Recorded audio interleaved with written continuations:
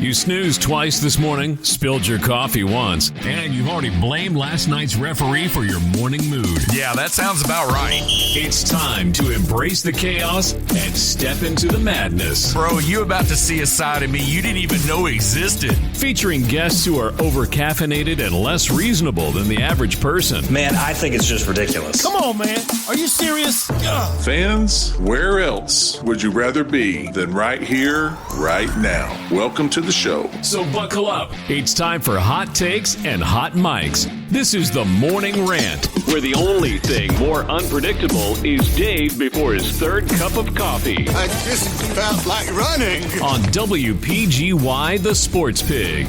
And a good morning, a good Monday morning to you right here on the Morning Rant. Dave Garner with you till 11 o'clock this morning. Appreciate you guys being with us.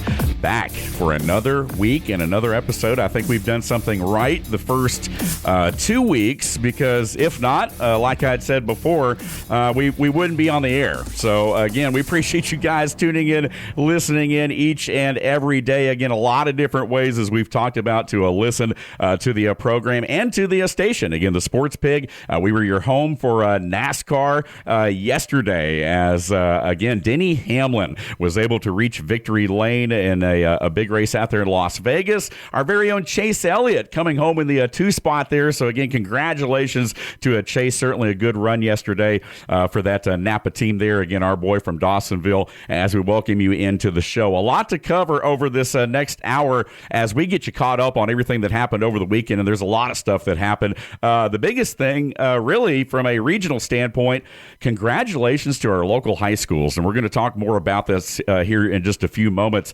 Again, basically three of our area high schools coming away with state championships. We were 3 for 3 over the weekend. How exciting was that? Of course, it started earlier in the week with Heritage, the Lady Generals out of Ringgold, winning their first ever state championship on Wednesday down in Macon during the GHSA state championships. And then a little bit later in the week, on Friday evening, in a game that you could hear over on our sister station over on 101.1 The Pulse, it was Creekview, the Lady Grizzlies, winning their first state basketball championship, getting it done by 2 over Milton in a nip and tuck game that came down to the wire. Congratulations to Coach Eric Herrick and the Lady Grizzlies on winning that championship. And then we woke up the next morning and we saw Murray County avenge last year's state championship loss as they return the favor against Hardaway out of Columbus, and they win by 3. So basically you had essentially 3 of our area high schools win 3 state championships by a combined, I think, 7 points when you add up the totals there. So, again, a lot of great games coming right down to the wire, and we're going to talk about those a little bit more in detail as well. Joining us right now on the program, my co-host, Big John Davis, is part of our Monday morning quarterback segment right here on the Morning Rant, brought to you by your friends at Green Heating and Cooling. What's up, John? Everything's going good. Good to see you, pal. There you go, man. Looking good over there. Got the Georgia Tech pullover again. So, man, you are sporting the colors as always, and appreciate you being with us right here, buddy. You know, we were talking. We're going to talk a lot about March Madness. We're going to dive into the bracket just a little bit. Of course, Selection Sunday yesterday. So we know who is where now, and we know where everyone is falling. You and I were talking about Miami of Ohio. Now, they did lose a game in the conference tournament, but they still make it in as an 11 seed, which is where a lot of folks predicted they would be. But we're going to talk about it later in the show and kind of tease, you know, some of our Cinderellas and maybe some of our first round upset picks. And we'll do that over the next, week or so as we get into the tournament. We're going to kind of go, each day we'll go round by round, as we progress throughout the week and so forth. But, anything that jump out at you overall as far as this bracket or anything having to do with March Madness initially? I think not really, because I haven't had a chance to look at the brackets yet and printed them out and stuff, but I will give you a little bit of a feel-good story. Yep. Before I went to bed last night, I read an article, and I believe the University of South Florida basketball team is headed to Buffalo. Okay. For the first round, and come to find out, the head coach, and I'm sorry I don't have his name written down, but his father has never watched him coach a game in college, and so this is going to be a great time for them. And unfortunately, his father has dementia. Oh, wow. And so it's going to, hopefully Buffalo will do him right and take care of him and give him a great big warm welcome and kind of the end of the fairy tale season for that coach and for the team. Yeah. Well, if anybody knows the community of Buffalo and how they are with things like that, it would be you, obviously. And I know that you obviously loved your time in Buffalo. We're going to take a trip on Wednesday. We'll take a trip down memory lane with the Refrigerator Mover, a new segment right here that we're going to have throughout the week right here on the Morning Rant. But definitely Buffalo, very caring community, and so it'll be interesting to see how they embrace. And we're excited about that for sure. We'll talk about that later in the show too as well. I've got a couple of 12 versus 5s. I mean, it's almost a lock that every year in the tournament you're going to have at least one or two of those like 12-5, type, team 11 sixes, things that are going to happen like that. So we're going to do our best to try to predict a couple perhaps. Exciting news locally. I know you're a Tech guy, but Georgia did make it in as an 8 seed, but also Kennesaw State. How about the Owls as they win Conference USA? Well, what a heater they're on, winning the conference in football and now in men's basketball, and they're headed to the big dance for the second time in school history, so we're going to talk about that as well. Big Team USA baseball win last night over Dominican. It didn't come without a little bit of controversy late in that ball game there, but 2-1 the final. Team USA hangs on in the semifinals against the Dominican, and they will face the winner of Italy-Venezuela, who plays tonight in the other semifinal. That'll be, of course, for the World Baseball Classic Championship, and so we're gonna touch on that as well. And we appreciate you guys being with us. As always, we're the home of ESPN Radio in North Georgia on the SportsPig app and online at sportspigradio.com. You can find us on our social media, again, SportsPig on Facebook and also on Twitter, and again, the Morning Rant on Instagram. Excuse me. At the Morning Rant _ WPGY, and then on YouTube you can find full video episodes of this show loaded up daily on YouTube as well. John, what was the biggest thing that stuck out to you this weekend, man? Just to kind of coming off of this weekend here as we talk about our Monday morning quarterback segment. Well, just looking at everything that I've written down and I've been kind of busy over the weekend. I also had I unfortunately wasn't put on IR, but I was close. You're close to making the list. Shoulder issues that was kind of getting over my mental state of being able to concentrate on anything. But I think the biggest thing of the weekend is you've already covered it.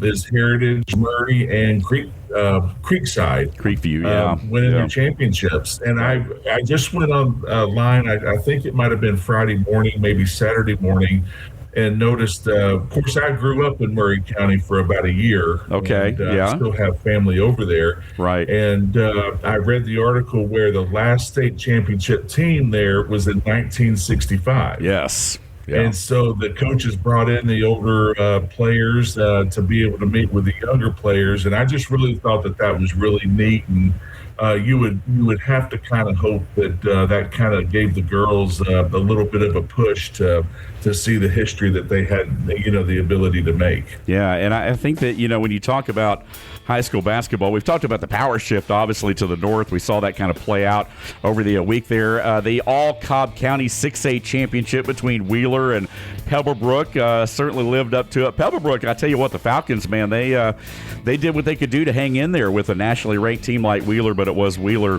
who came away with the title. And then, kind of on another, if you will, a local high school note, North Paulding, right on the fringe of our, listenership as well. North Paulding also getting a big dub in the 6A girls game against Grayson. So again, very North Georgia heavy, especially as you get to the larger classifications. And so it was great to see us come away there. But yeah, I didn't know you had a little bit of roots there in Murray County. So I did. There's a gentleman that went to school with my father. Doug Griffin used to be the superintendent of schools over there. Yeah. Of course, my uncle Gary Green and his wife Diane, they have a flower shop, and their kids are over there. So we stayed there as we were transitioning from Chamblee to LJ. We stopped off in Murray County for a little over a year, and a lot of great memories. But I used to go up there and with my Uncle Gary and watch the Murray County Indian boys play. And back when they were really, really good in the early to mid 70s. Had some great players there, and so a lot of good memories there. Yeah, congratulations certainly to Coach Chris Tipton and the Murray County Lady Indians. This was their third straight trip to the Final Four. 2 years ago, they lost out in the Final Four. Last year, of course, they won in the Final Four, but then lost the state championship too hard away. But then this past weekend on Saturday morning, they were able to avenge that loss. So we talked about this Murray County team able to kind of stair-step every year, for the last several years. They've been able to go one game further, if you will. And so there was only room for one more step this past weekend, and that was indeed bringing home the actual state championship, which, of course, they did on Saturday. And it was great being able to talk to Coach Tipton after the game as part of our live broadcast again over on our sister station. And then, of course, also Callan Ledford, the lone senior on the team. So, when you think about it, I mean, basically the core outside of Callan going to be back. So I don't think the Murray County Lady Indians are going away anytime soon. So, again, it was very exciting to see them win the championship. We woke up this morning. We had some storms, of course, that came through. I know things are going to kind of chill out throughout the day. A chance of snow, this, that, and the other. Did you guys make it through everything okay down there? What was it like?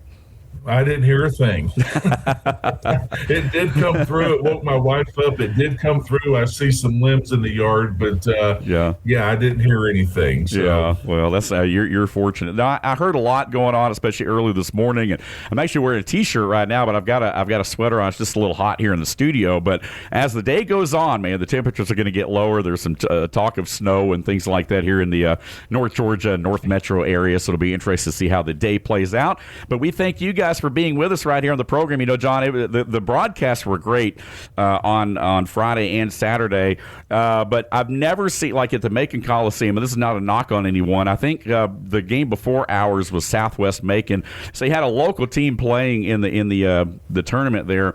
And there were so many people in the building when we arrived that the fire marshal actually had to shut it down. They wouldn't let anybody else in the building.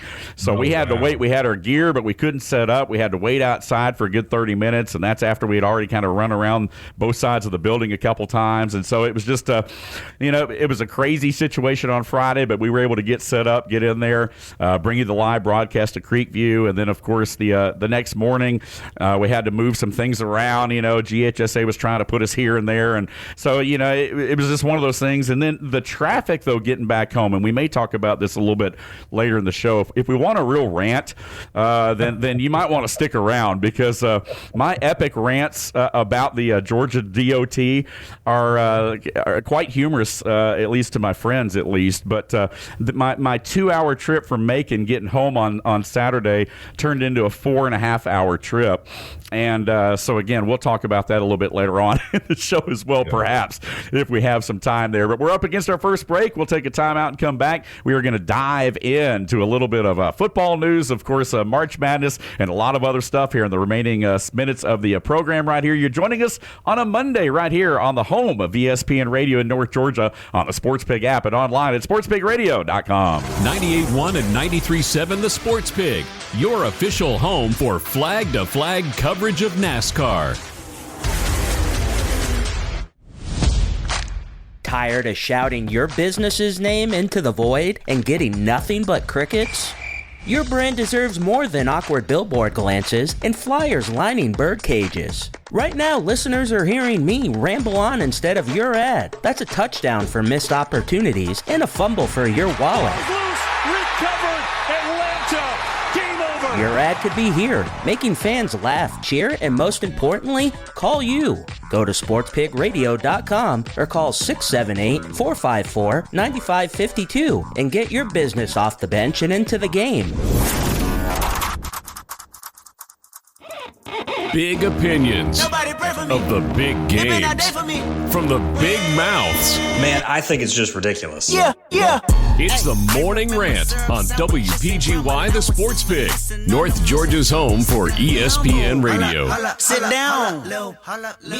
And welcome back to the program right here on a Monday morning. A lot of eyes on the weather today, especially here in North Georgia. Not sure exactly what it's going to do. It's always kind of unpredictable, but we appreciate you guys being in there with us. Dave Garner alongside John Davis here on a Monday morning, right up until Chuck Oliver here at 11 o'clock today. And John, I want to dive into a little bit of NFL, free agency news. Obviously, the new league year begins this week. A lot of moves being made. We were talking specifically about, the Buffalo Bills. I mean, DJ Moore, kind of I don't know if you feel like he's kind of that bona fide number one for Josh Allen, but regardless, a lot of moves being made around the league. You and I have talked about it over the last week or two. And, what stood out to you so far here over this first week or so? I think in Buffalo's case, it's going to be hard to tell because as an offensive coordinator, you call a game differently than as if you're a head coach. Right, yeah. So apparently, Brady has seen something, and I'm sorry, I need to tell the listeners out there, I don't always keep up 100% in the off season like I used to, but it doesn't really matter right now anyway. They're centering, I think, another guard back into the fold that had been there. So they solidified that offensive line. And, I think the thing that you're saying, Dawson Knox, I believe they re-signed. Yes. But they've got to find that number one. And it'll be interesting to see how the offense changes. Just like I said, I know it might not be big changes, but when you've watched it enough, you can tell the play calling definitely differs, because now it's on you. And so so I'm sure they're trying to bring in, to me, it's been very quiet talking to my friends up there. Nothing's really been said.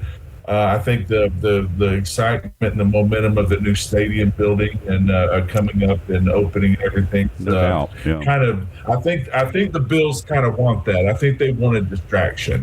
From the way the season ended last year. I know, with the firing of McDermott. Right. So we'll see how it plays out, and it's.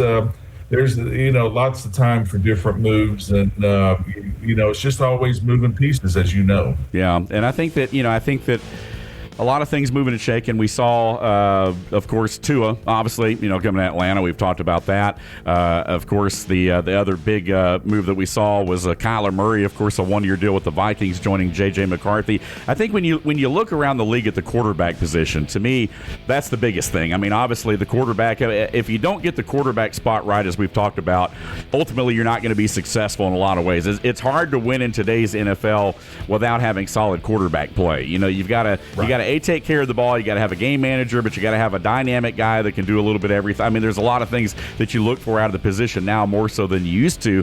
But I think it's a situation when you look at a lot of the quarterback movement around the league. It's kind of interesting. That's one thing, obviously, Buffalo doesn't have to worry about right now. They've got a bona fide MVP in Josh Allen, but I think surrounding him with some weapons at this point, certainly a big deal. But you look at Kyler Murray, you look at some of the different moves that have happened, and it's certainly intriguing. Makes for an interesting start to the new league year.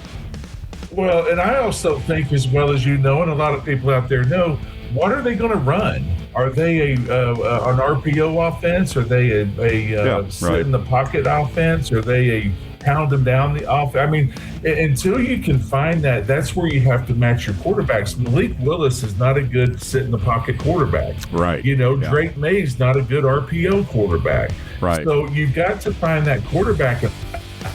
I don't know if Atlanta's lost their way.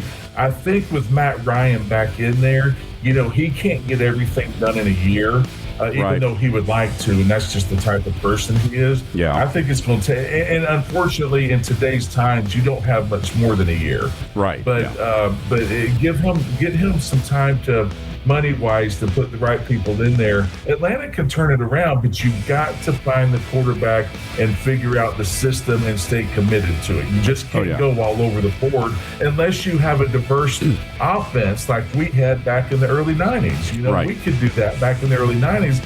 But you don't see that today anymore. It's either one or the other. You really don't. And I think the thing about too, obviously, if you're talking about the Falcons, is the fact that he's a concussion away maybe from his playing days being over. He's not a guy that's gonna be encouraged to tuck it and run it anymore, even though he's had mobility throughout his career. That's one of the things that helped make him. But now you're in a situation where you don't want this guy, of course, taking hits. And then Michael Penix, I mean, honestly, has never really been a running quarterback. I think that there is a thing, and not to not to make this necessarily about race, but I think there's something that, if you're a black quarterback in today's NFL, well, then you're automatically a runner and a passer. You're automatically Lamar Jackson, and that's just simply not the case. I mean, Michael Penix has never really been a running quarterback ever. So again, the whole dual threat thing, this, that, and the other, I mean, Michael Penix is very much a pocket passer. I think now, too, at this point, certainly with the concussions he's had, is going to be limited to kind of being a pocket passer.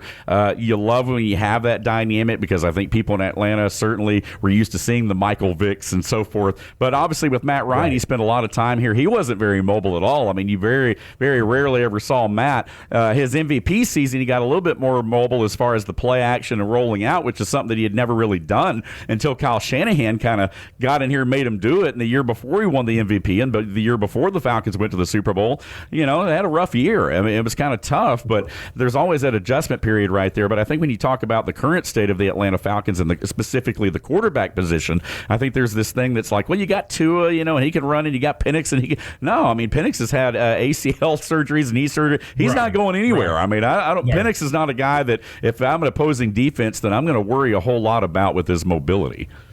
Well, and I'm going to say this because I feel like I can. I don't think Michael's a very good quarterback. Yeah, I think he has had the 2 ACLs, and I'm not. When I say I don't think he's a very good quarterback, I think he's a great athlete. Obviously the skills that he has, but if you just watch him, even me, an offensive lineman can look at him and say, dude, that's just not a good throw. Right. Or you're throwing off your back foot, or you're doing this. And so, you get, again, it just goes back to finding the quarterback that's going to fit the system and committing to it. And so, whether it's going to, and you're right with Tua. I mean, he's one hit to the turf and he's done. Right. And Dave, I'll be honest with you now. I'm surprised he's still paying, because I think he's had like 4 or 5. Yeah, I think you're right. I think there was a time where they had said, he may be done. I remember one time when he was laying out on the turf and his head had, bounced off of it. And I think a lot of people felt like in that moment, I think that was maybe 2 seasons ago, where people felt like, okay, he's done. Like this is it for him. Yeah. And then, when you get hit and your arm goes stiff, that's a sign. Right. And your fingers get all crazy and wonky. Yeah. You're right about that. And so that's the one thing you worry about. I know from a financial sense, I think it made sense from the financial point of view, because Miami's still paying him, much like, we're still paying Kurt to a certain extent. So I know it makes sense from a financial standpoint, but, this is a fan base that suffered through 8 straight losing seasons, and all you had to do, and over the last couple years, as we know, the NFC South has been absolutely horrid. I mean, one game over 500, you're the division champ and you're in the playoffs, and yet you've had so many terrible losses and bad losses that, if your field goal kicker can make a kick, or if you can beat a team you're supposed to at least just once during the season, I mean, you're in the playoffs. And that's the frustrating thing about it, is people have had this Falcons team penciled in as the division champ over the last 2 or 3 years, because it looked like it was their division to have, and yet for whatever reason they just haven't been able to take it. Yeah. And I was looking up some notes and stuff. The team that's scary that I think you were talking about, maybe not, but was Carolina. Oh, yeah. Carolina has had a fantastic offseason so far in free agency. So it's going to push these other guys. I mean, somebody's ultimately going to step up. Somebody's ultimately going to say, okay, here's the money. They raised the salary cap to $330 million. So, don't cry me that you don't have any money. So it's just, it all goes back to your salary cap manager, your owner, and not your owner, but your head coach and your GM. Right. Being all on the same page. But that guy that controls the money I mean, those are hard decisions to make, as you know. Yeah. Oh, yeah. No, absolutely. And certainly Ian Cunningham, the new GM of the Atlanta Falcons, with Matt Ryan as president of football, certainly have their work cut out for them right here to try to make some things happen on a limited budget. Again, certainly don't have a baller budget at this point to go out and spend a lot of money. And as we talked about all during the show last week, the Falcons definitely doing some bargain shopping and trying to, fill some gaps, trying to improve their receiver room. I know they need some help in the back end of the defense now, especially with D. Alford going up to Buffalo on a few years there. So, again, a lot of moving and shaking going around the league. We're going to continue to talk about that over the coming weeks as things continue to materialize. And, it'll be interesting. If I could say one more thing Dave, about, filling in the pieces and stuff. Hey, that's how I made my career in Buffalo. Yeah. I left Houston and got an opportunity in Buffalo, and look what happened. Yeah. So there are some kids out there that might be on the second string, or might be a backup with other teams that have the confidence that know that they can play. Right. And if Atlanta can define those guys and figure out who's going to be the best fit, those kids can come in to be, have a good career and mesh with the other offensive line from an offensive line standpoint. Sure. Yeah. All over the field. But for me speaking as an offensive lineman, that's where it all begins, up front. And, but there's some people, I think the offensive line play right now, and I'll let you go, is that it's the worst I've ever seen in the NFL. Wow. But I do think that there are some kids there that really want to do well, that really want to play and value their time in the NFL. Yeah. And it's always nice to see those guys coming up with UFL here in the next couple of weeks. You're going to see some guys that might not be the most talented, but they're going to be out there trying because they want to have a chance to make a roster in the fall. Yeah. So what is it about the O-line position, or the development, I guess, or lack thereof in today's game that leads you to feel that way? Because I think that's an interesting take. I don't. It's. I'm going to say this, of course, it'll make a lot of people mad. I don't think they just don't touch techniques anymore. Right. It's always turn, or it's just always. I mean, Dave, these guys are 370 pounds. Yeah. All you got to do is get in the way. And those running backs are so good, they can just find the hole in everything. Right. And to me, that's just not football. But if you see your teams like Pittsburgh's building their offensive line and running game together, look at the New England Patriots. They're building a run game. Oh, yeah. But when you watch that offensive line, they're coming off the ball. They're actually, engaging with the defensive line instead of letting them come to you. Right. And I just don't like that type of football. And one of my old teammates and roommates coaches out west, and he's like, dude, he says they're making $30-40 million. They're just going to get in the way. They're not listening to anything. And I'm like, I understand. Yeah, relying on that for sure. So that's the thing. It just kills me when I get on and watching TV. And again, I don't know why I do it to myself, but I go directly to the offensive line, and I'm like, man, this is just awful. Yeah. And so, No, I feel you. You see your disciplined teams have very good offensive lines. Yep. And I'm not blanketing that, but I'm just saying you can see the old Pete Carroll teams that love to use the run, to run the ball. The Pittsburghs, the Green Bay Packers, New England, and because they knew what that was going to do. Right. For at the time a subpar quarterback in Tom Brady. Yeah.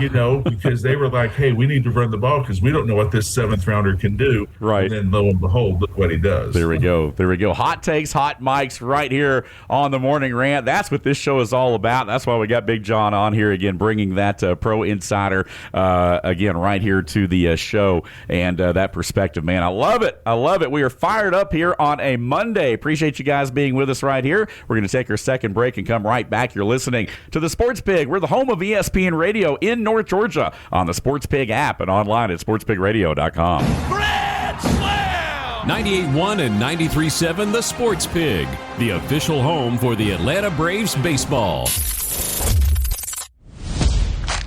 Tired of shouting your business's name into the void and getting nothing but crickets?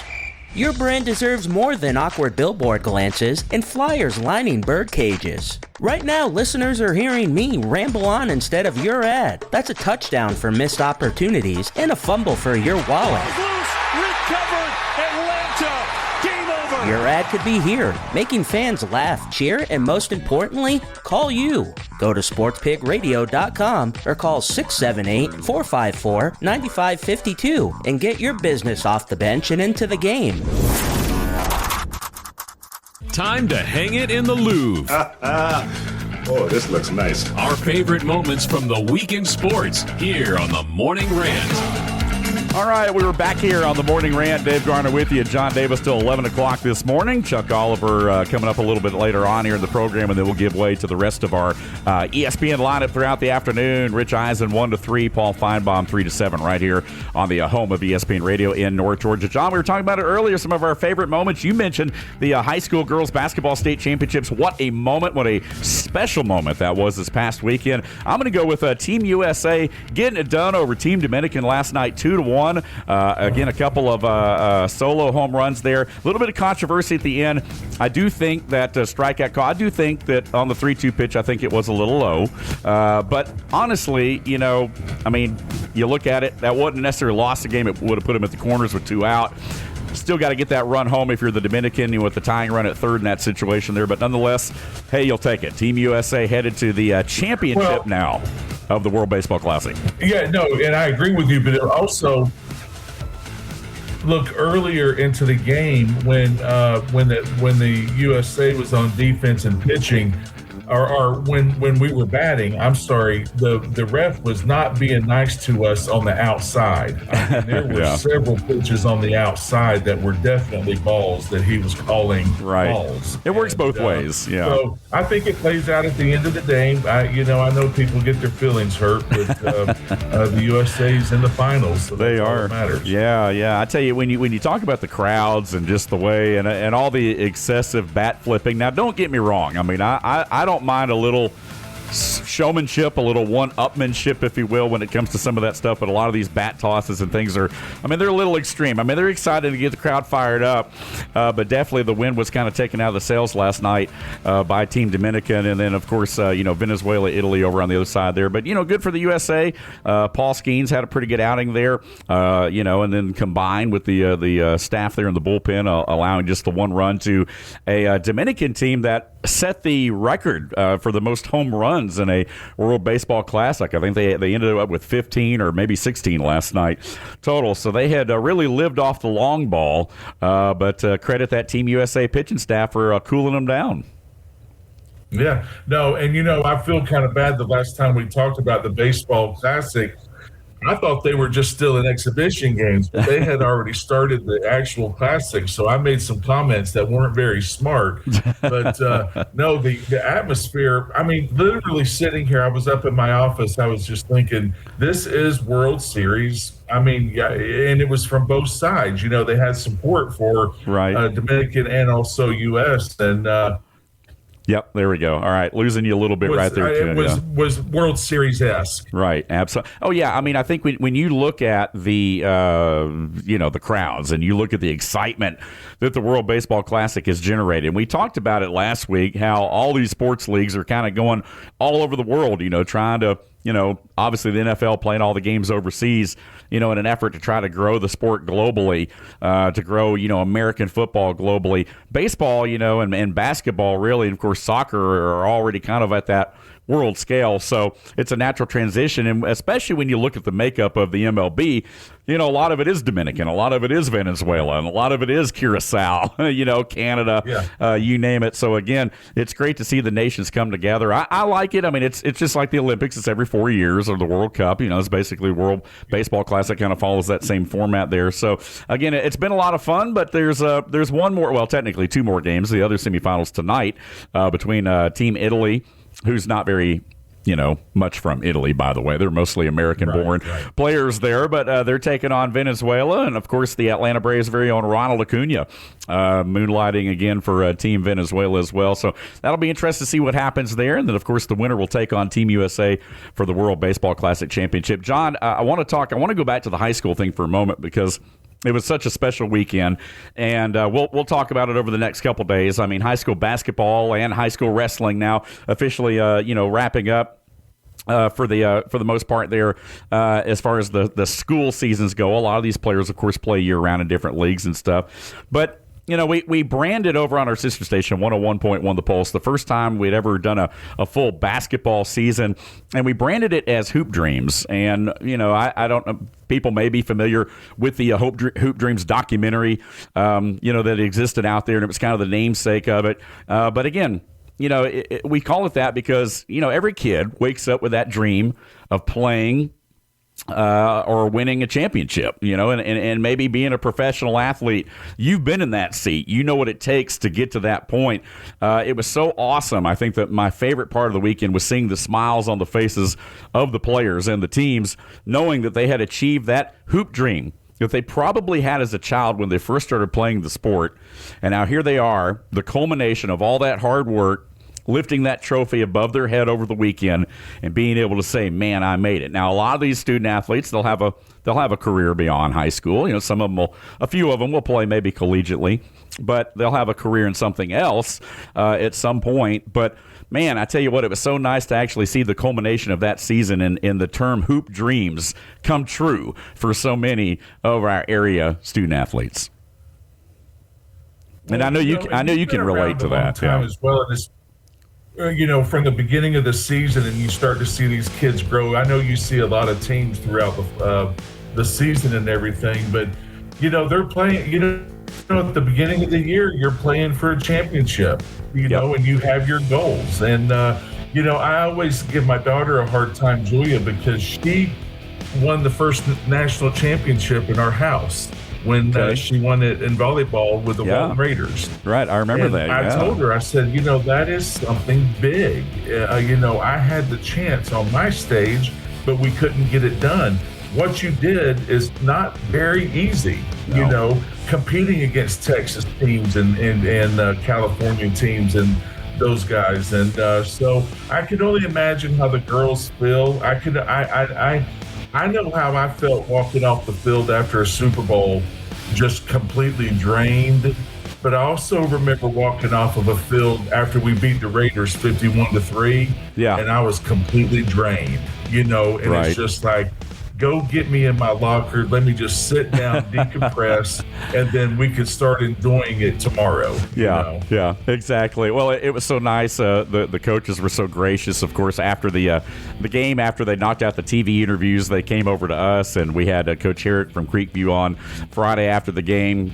Obviously emotional, you could tell. Coach Chris Tipton of Murray County, we had him and Callan Ledford, the senior, on Saturday in our post-game show, and we didn't keep them long. We wanted to be able to let them go celebrate with their team because I know at that point you're emotionally drained, you're physically drained. So again, we do appreciate all those folks being gracious with their time. But you're right, and that's why I wanted to get your take, because you've been at that pinnacle. You know what it's like to achieve that dream of becoming that professional athlete. A two-time All-American, playing in Super Bowls, playing on the game's highest stage, and so again, it was so awesome to see our season that we called Hoop Dreams end by seeing some dreams come true, by being able to have some state championships and for our local teams to be able to bring them home.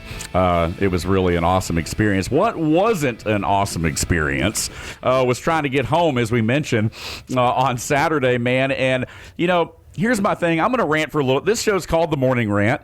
So, I don't want to have a show called Rant without a rant, right? I mean, John, you went there earlier with the play of the offensive line around the league collectively. That was a great one. I got another hot take, man. I'm not dogging on my friends that work for the Georgia DOT, but my goodness gracious. I mean, being able to keep people moving through the city a little bit, and I know you live a little further south than I do, so you probably experience it more than I do on a consistent basis, but how in the world are you going to close 3 of 4 lanes in the Grady Curve to do a little bit of paving on a busy Saturday when you've got an Atlanta United match, you've got an Atlanta Hawks game going on, you got all these things going on here, and you got, and I know some of the stuff has to be done, but oh, yeah, spring, and a lot of it is because they're trying to get everything paid before the World Cup gets here.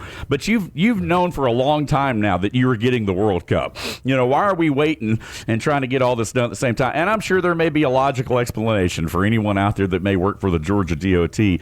But I'm sorry, this is not just a one-time deal. I mean, I have sat here for, 10, 15, 20 years and had to, it's just such an inconvenience. You've got to plan wherever you're going. You got to plan 3 hours early because you just don't know if you're going to get through. But it was just one of those things where, my goodness, you're already drained and you got to go through all that. It's just a lot of rigmarole. Well, Hester just left 15 minutes ago. If that tells you anything, she left about 10:30. So what we have tried to do down here in Atlanta is we just try to time it. Well, yeah, you have to. Don't leave after 9:30. And it's gotten a little. You used to, you could, maybe get home by 3:30. But now, if you don't get out by 1:30 or 2, it's going to take another hour to get home. Oh, easily, yeah. We just kind of time our days, or at least she does, and thankfully she works close in Roswell. But it's absolutely ludicrous the thought process of closing 4 lanes on 285 on Camp Creek when everybody's trying to get to the airport. Right. You name it. And I've been in those.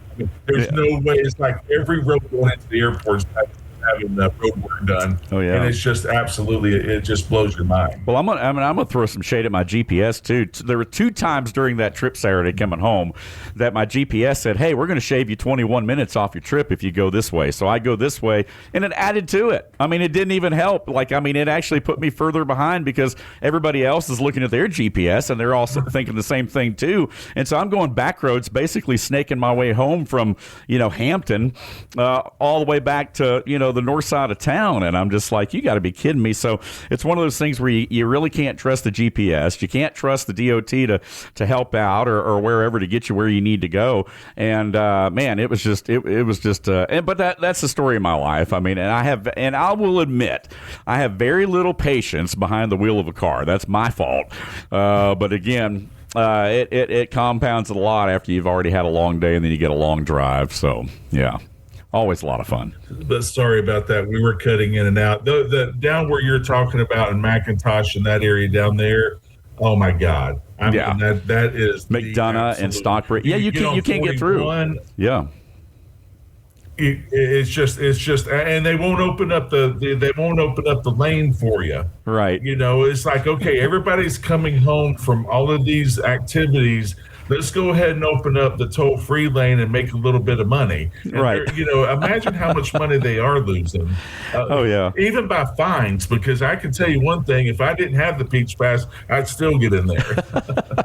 Well, I've got the Peach Pass, and sometimes it helps, and sometimes it just doesn't really. You got to get to the Peach Pass lane before you can use the Peach Pass, and sometimes that's the adventure in itself. Hey, we're up against our final break. On the other side of this last break, we will dive into March Madness talk, as we promised up top here today. John and I will look at the bracket, try to pick a couple of upsets there, and we'll talk about bracket challenges and all that in the final segment today. That'll be an ongoing conversation we have leading up to the big dance starting later this week, but we appreciate you guys being with us right here on a Monday morning quarterback edition of the Morning Rant. This is the home of ESPN Radio in North Georgia and on the SportsPig app and online at sportspigradio.com.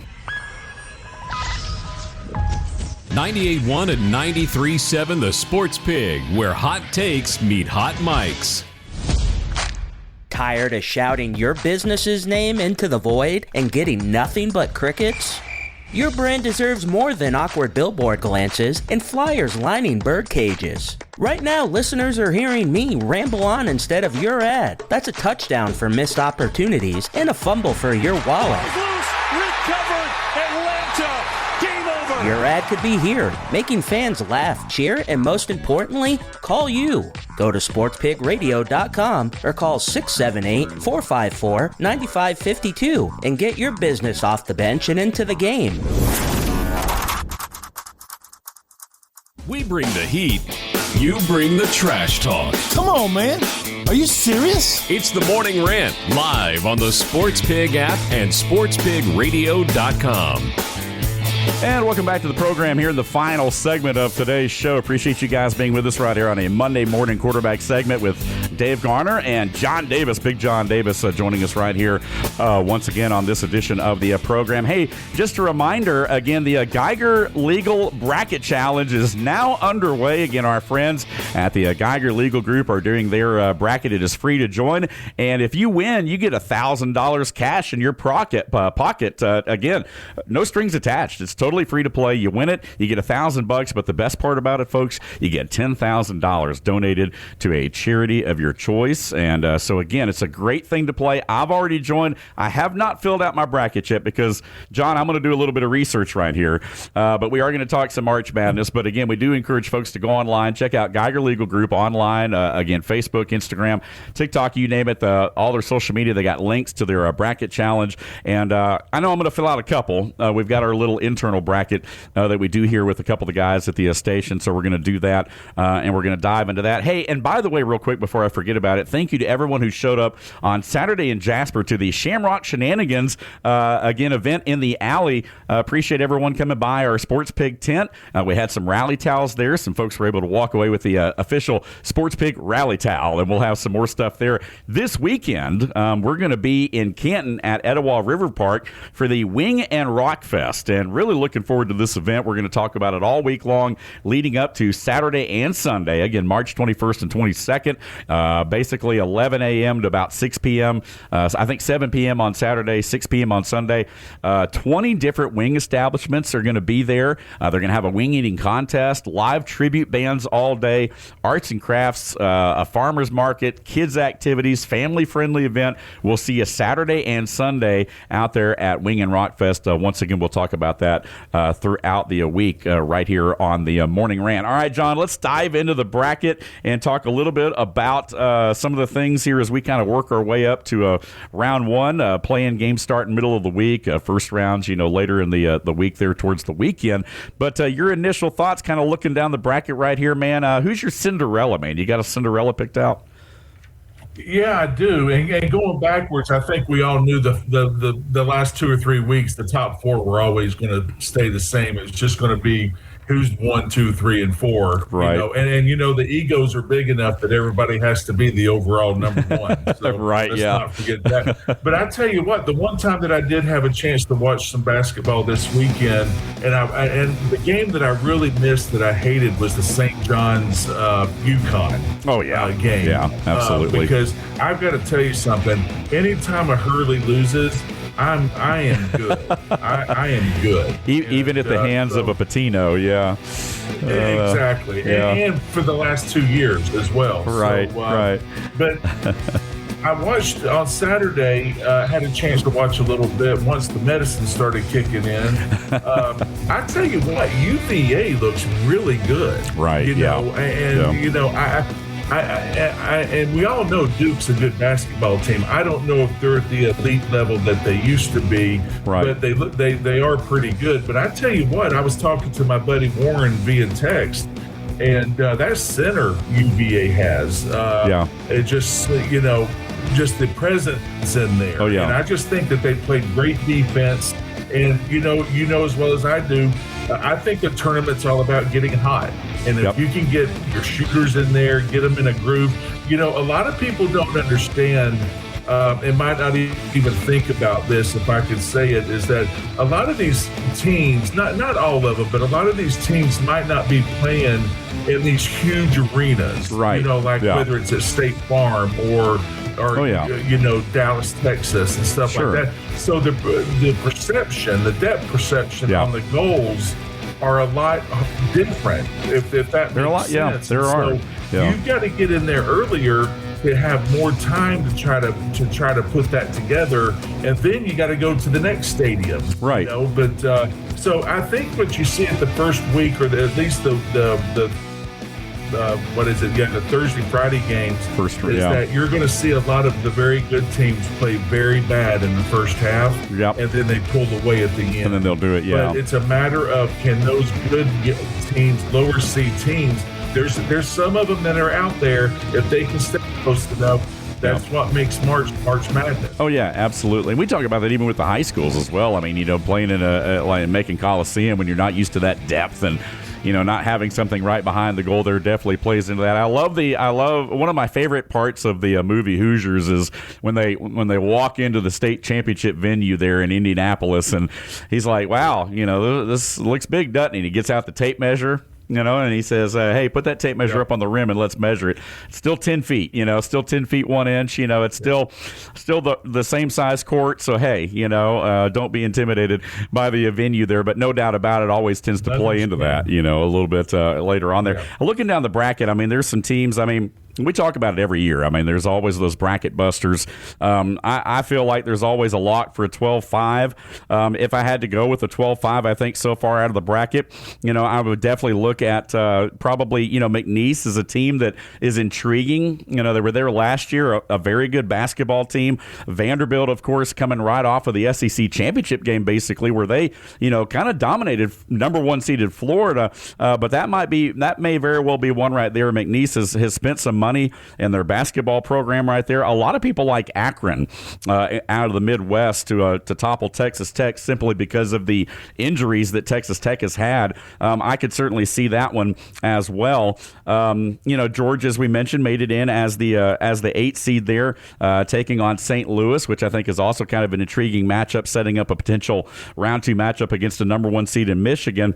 And then you've also got Kennesaw State, who grabbed a 14 seed, taking on Gonzaga. As much, and I'm an alum, man. I'm a proud alum of Kennesaw State. And it's not out of the question that they could pull off an upset right here. But Gonzaga, being a team that's just so battle-tested, in these tournaments and kind of knowing what it takes to win. I'm not saying Gonzaga is going to make a deep run necessarily, but it's definitely going to be a tough road to hoe for the Owls to get over that hump in the first round. Yeah. So it's interesting. The one game that I have circled is Akron. I feel like that that's the one that might stick out for you. I just can't see Wisconsin, St. John's. And then again, you go back to McNeese Vandy. That could be your second one that might see something. And I'll be honest with you, I sent some juju up to Buffalo because St. Louis might be looking pretty good, and maybe get some wings in those guys to pull off that up. Right, yeah, absolutely. But yeah. So one of the things I wanted to say to these teams like Michigan State, Duke, North Carolina. I know I'm ACC Big Ten, but there's also some SEC schools in there. One of the big I'm a huge fan of Michigan State because the coach, and I can't think Izzo, Tom Izzo, Tom Izzo. He schedules the hardest non-conference schedule in the country, it seems like year in and year out. And so he's ready to go. Now, he might not get, he might be a 2 or 3 or 4 seed, but he knows exactly what position he's put himself in. Right. I just love it when they come in here because you look at the strength of schedule, you look at, points. I don't know. They've got all these barometers or whatever that you get to be into the final, 64 teams. I just look at the fact that, strength of schedule and then how you play against your other Power 5 teams. Right. Yeah, exactly. And I think there's when I look down the bracket, historically over the last several years, I think for like 6 or 7 years straight, one of the play-in teams, which are the 11 seeds in both the West and Midwest, they have the 2 play-in games. Well, one of those 2 teams has basically made it to the Sweet 16 ever since they started that format, that part of the bracket right there. So again, you look at those teams, who has the potential. Could North Carolina State or Texas up in BYU? I think absolutely. You look at SMU against that Miami of Ohio team that we were talking about. They're putting Miami of Ohio in the play-in game against SMU with the winner taking on Tennessee. So, when you look at the likelihood of something like that happening, those are the things you have to pick, right? I mean, you live to pick the upsets, or at least I do when I'm filling out the bracket, man. It's like, okay, they're going to happen. Now, there's been some years like last year, it kind of played to script. I mean, there weren't a ton of, huge bracket busters. It wasn't as difficult to predict the Final Four, at least 3 of the 4. But, we'll see what happens. I tend to like the tournaments because I'm such a fan of the underdog. I tend to like those years where brackets get busted early. It's just what makes March Madness, right? I just think the most watched is Thursday and Friday because those. You get as many TVs as you can. One more point before you say goodbye. 11 of the, I want to say, top teams that are ranked or that are in the seeds 3 or higher, or maybe 4 or higher. $12 million or more on their rosters for NIL. Wow. Yep. There you go. And we're going to continue that discussion as well because we've talked a lot about NIL right here on the program and how it's changed the landscape, of course, of college athletics. And, again, it trickles over to basketball as well. So certainly a discussion coming up a little bit later on right here. We are about out of time. John, thanks for being with us, man. Some great insights on the show today, buddy. We'll see you again later in the week.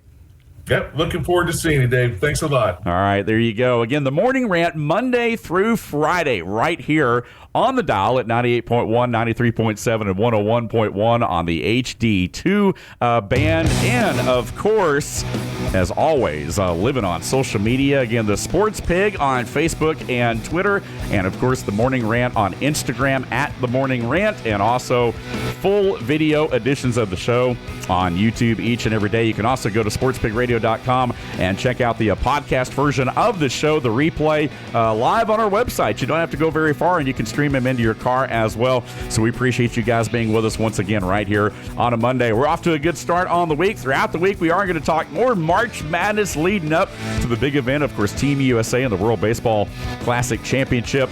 Again, we will continue to praise our high schools, man. What a big weekend down in Macon. Again, congratulations once again to the Murray County Lady Indians, the Heritage Lady Generals, and the Creekview Lady Grizzlies for making it happen one more time down in Macon. Thank you so much for being with us right here on the program. Tomorrow will be a Rally Towel Tuesday. We'll dive more into March Madness. We'll talk a little more free agency. And, of course, later in the week, we'll dive into some Brave spring training action as well. As always, we end each and every show by saying, if you don't know, you better ask somebody. We'll see you tomorrow morning. Thanks for being with us right here on the Morning Rant. 98.1 and 93.7 The Sports Pig, your official home for Georgia Bulldogs basketball.